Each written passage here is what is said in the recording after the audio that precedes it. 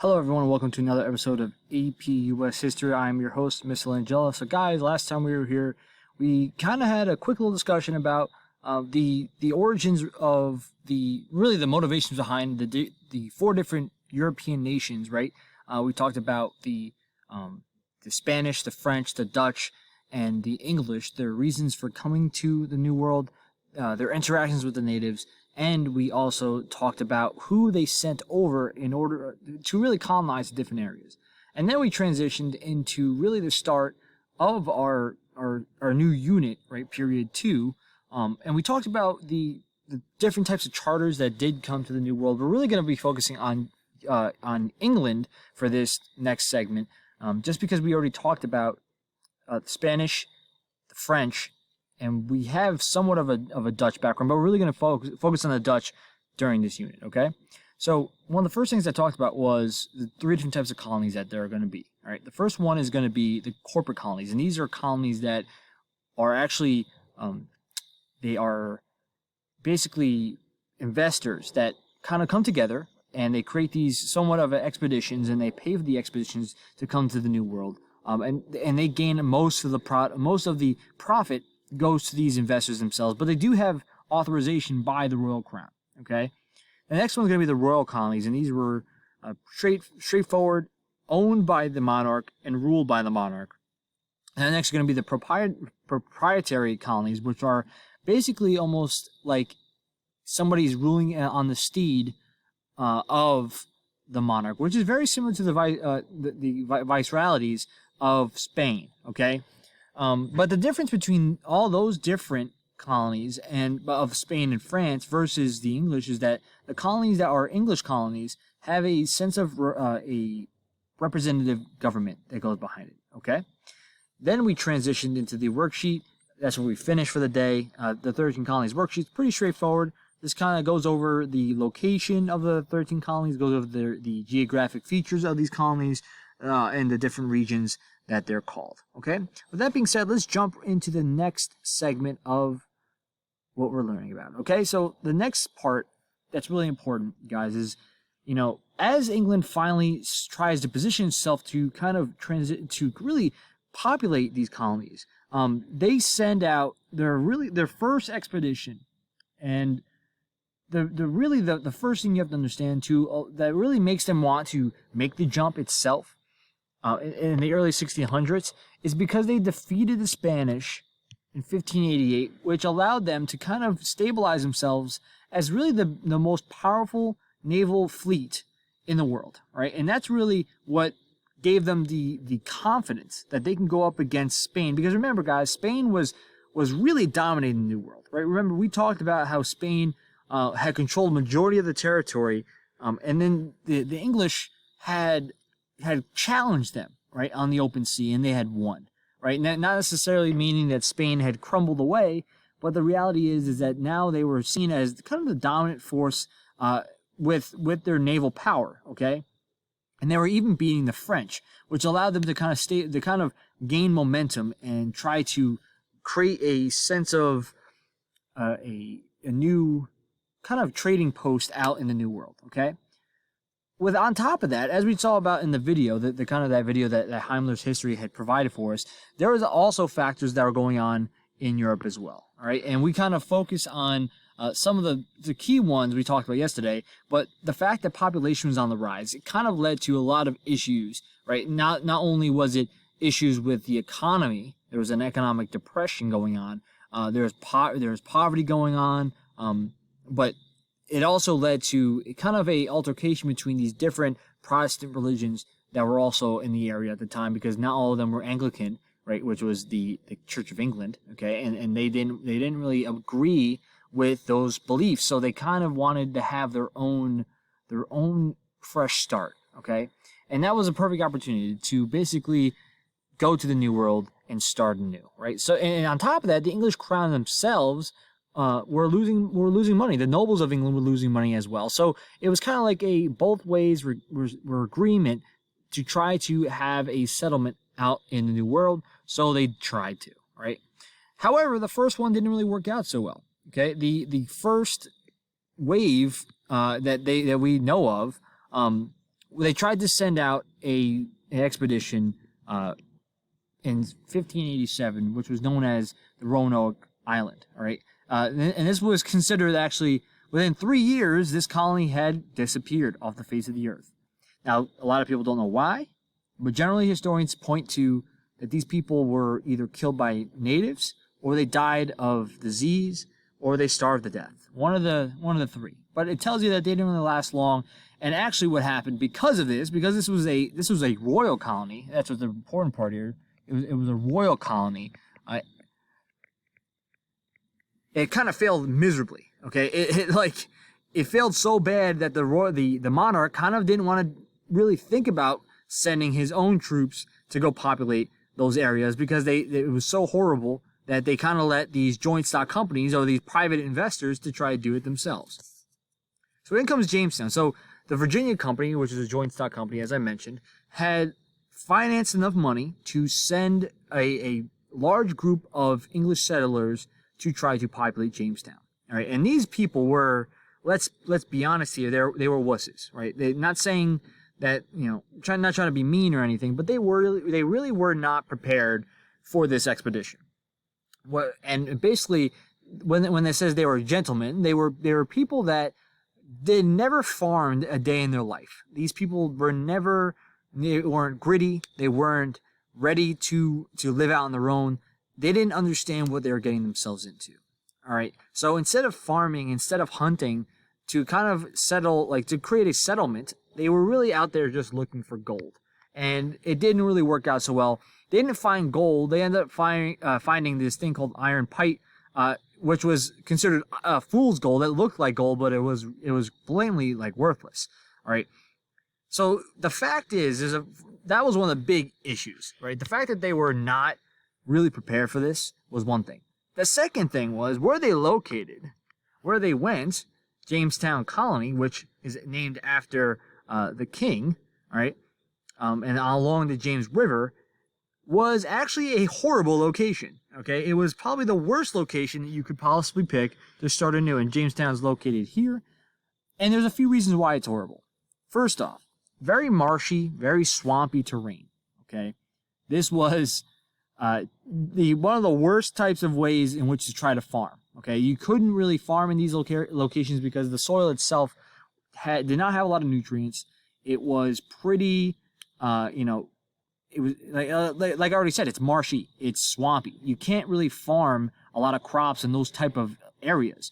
And then on top of that, because of the marshlands, there was a lot of mosquitoes, and these mosquitoes had brought in a lot of different types of diseases like yellow fever and malaria, right?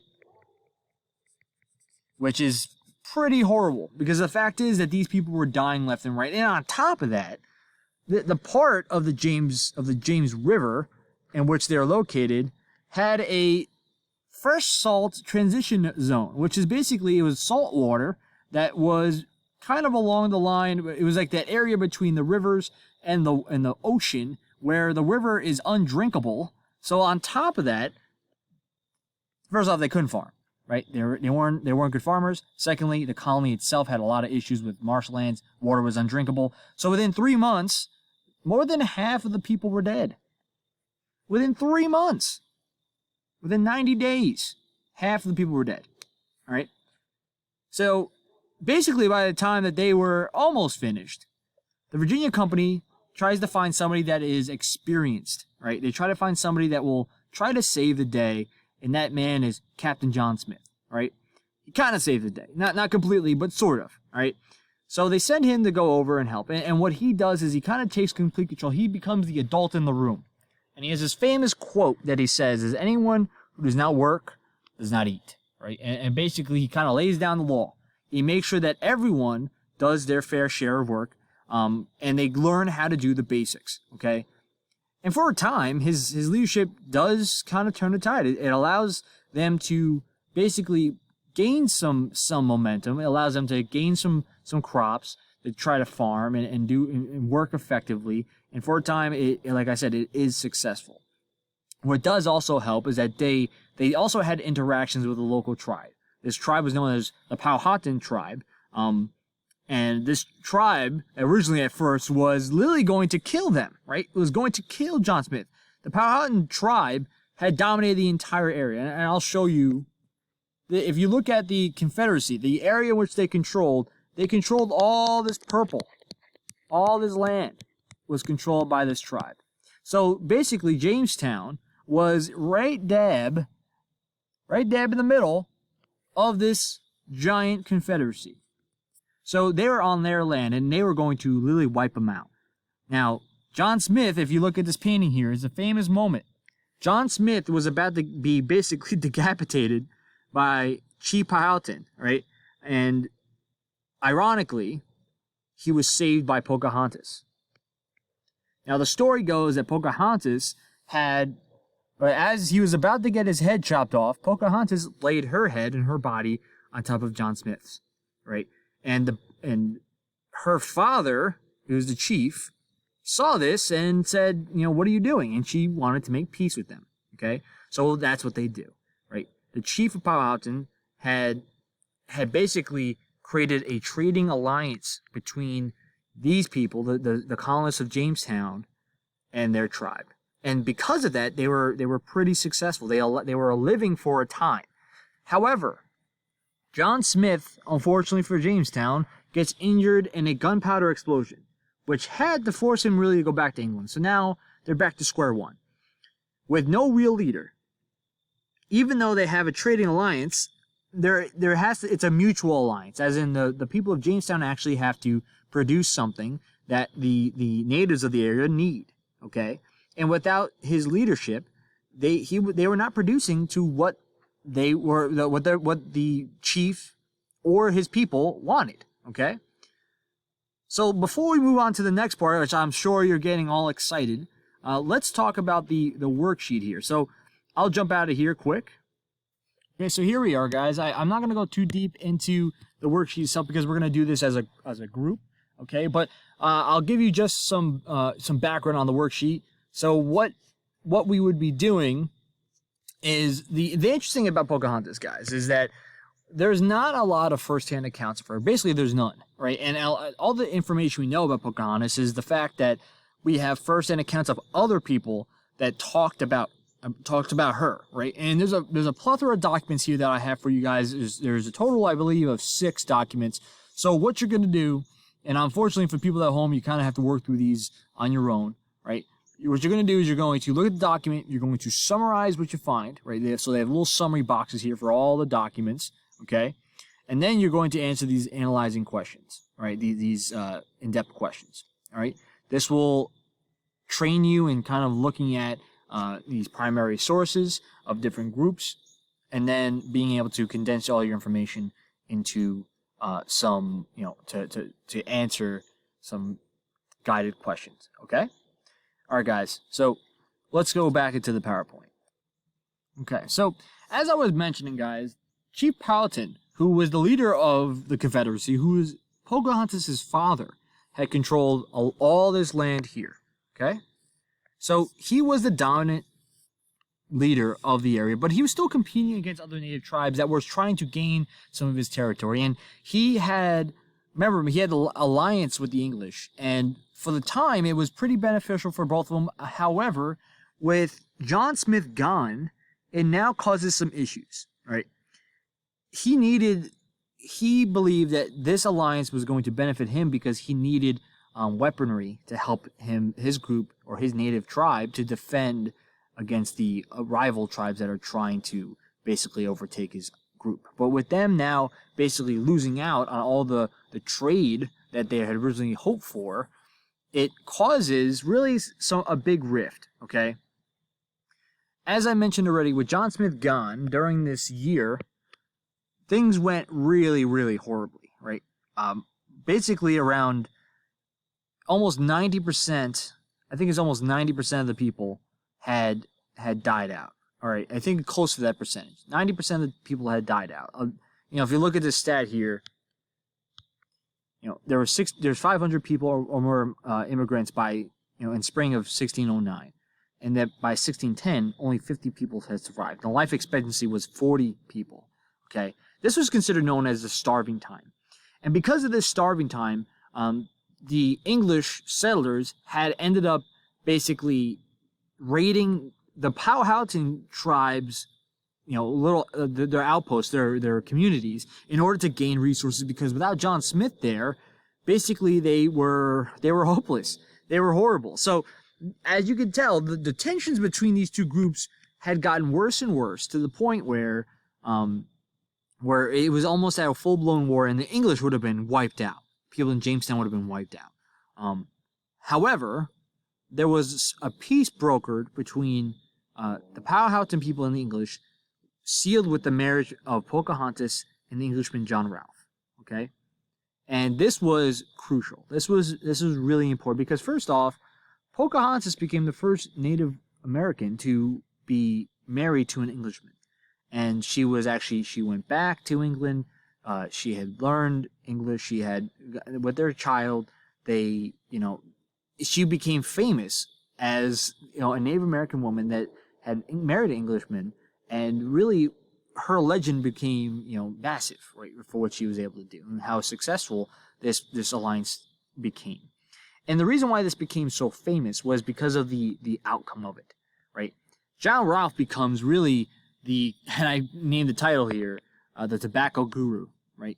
They kind of have this partnership with the Powhatan tribe, and they finally struck gold, right? The gold in which I speak is tobacco, right? And the cultivation of tobacco had really been done by Native Americans for years. However, John Rolfe, now with this new marriage and this connection to the Native tribe, have now really sparked a tobacco boom, right? It became a cash crop that was exported to England and made a lot of money. And the demand for tobacco grew so high that the investment by the Virginia colony had grew even more. This had brightened all prospects for this colony. Remember how horrible it had started, right? You take a look back, right? Just think of how horrible it was when it first came here. More than half the people died in the first 3 months, right? You located on swampy land, right, next to a saltwater transition zone. People couldn't farm. John Smith had to save them. Then they almost went to war, right, with the Powhatan Confederacy.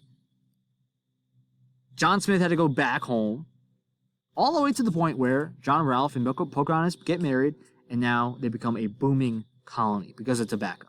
Okay, the introduction of tobacco really saved the colony economically, and the demand for this grew so much, became so popular that they needed to have more people farm this product, more people to work the fields. And you can only imagine where they got this from, because to farm tobacco is a very labor-intensive crop to do.